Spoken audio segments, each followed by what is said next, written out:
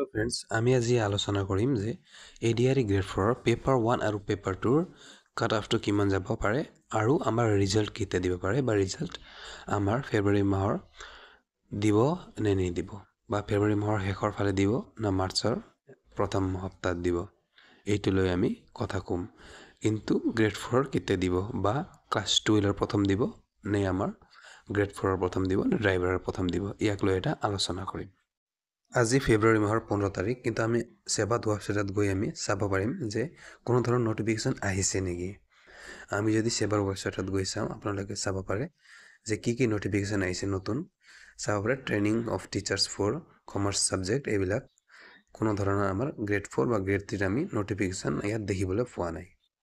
সেইকাৰণে আমি ৰিজাল্টটো আমি এতিয়া ফেব্ৰুৱাৰী মাহত আমি আশা কৰিব নোৱাৰি। আৰু গ্ৰেড 3 আমি চাবলৈ গ'লে গ্ৰেড 3 আমাৰ কোনো ধৰণৰ নটিফিকেশ্যন ইয়াত আমাৰ দেখা পোৱা নাই।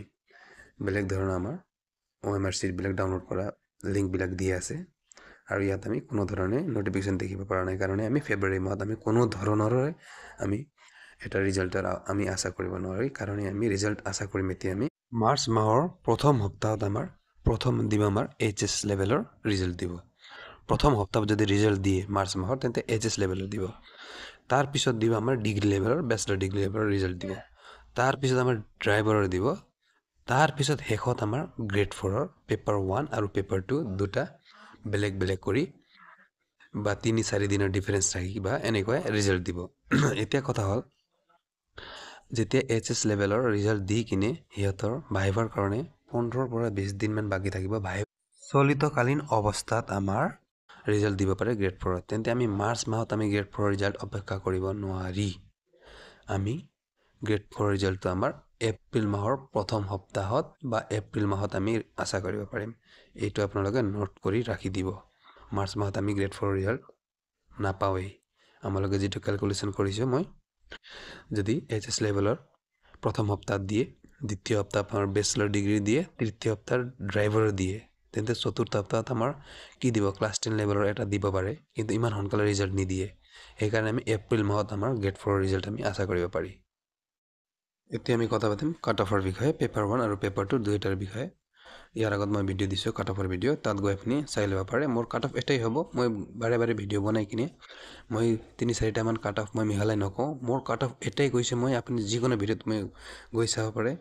যিটো কাট অফ কৈছোঁ মই এইটোৱে ক'ম এই ভিডিঅ'টো। আপোনালোকে কাট অফটো কিমান যাব পাৰে, আপুনি কিমান আশা কৰি ৰাখিছে, আপুনি চাই যাওক।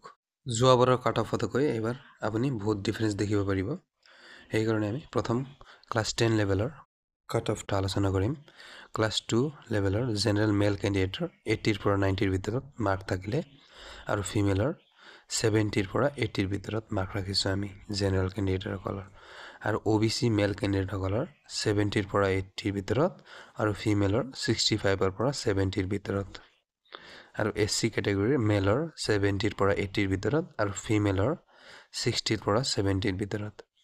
আৰু STP মেলসকলৰ 65ৰ পৰা 70ৰ ভিতৰত আৰু STP ফিমেলসকলৰ 60ৰ পৰা 65ৰ ভিতৰত। আৰু STH মেলসকলৰ 60ৰ পৰা 70ৰ ভিতৰত, STH ফিমেলৰ 50ৰ পৰা 60ৰ ভিতৰত। আৰু PH ফিজিকেল হেণ্ডিকেপ 40ৰ পৰা 50ৰ ভিতৰত। আৰু আমাৰ T ট্ৰাইবসকলৰ মেলৰ 65ৰ পৰা 70ৰ ভিতৰত আৰু ফিমেলৰ 60ৰ পৰা 65ৰ ভিতৰত। এইটো হ'ল আমাৰ পেপাৰ 1 ক্লাছ 10 লেভেলৰ কাট অফটো আছিল। এইটো আমাৰ এটা এক্সপেক্টেড কাট অফ হয়। এইটো আমি আশা কৰিব পাৰিম। এতিয়া আমি আলোচনা কৰিম ক্লাছ 8 লেভেলৰ কাট অফটো। ক্লাছ 8 লেভেলৰ কাট অফটো আলোচনা কৰাৰ আগত আমি ক'ম যে আপোনালোকে যদি ভাইভাৰ প্ৰিপাৰেশ্যন কৰা নাই, তেন্তে মোৰ প্লেলিষ্টত গৈ মোৰ ভিডিঅ'বিলাক চাই দিব পাৰে। মই বহুত কেইটা ভিডিঅ' বনাইছোঁ ভাইভাৰ কাৰণে, তাৰ পৰা আপোনালোকে প্ৰেক্টিচ কৰিব পাৰে। মই আশা কৰোঁ যে তাৰ বাহিৰত কোনো কুৱেশ্যন নুসুধে বুলি। মই যোৱাবাৰ বহুত ষ্টুডেণ্টক ভাইভাৰ গাইড কৰিছিলোঁ আৰু সিহঁতে চাকৰিও কৰি আছে এতিয়া।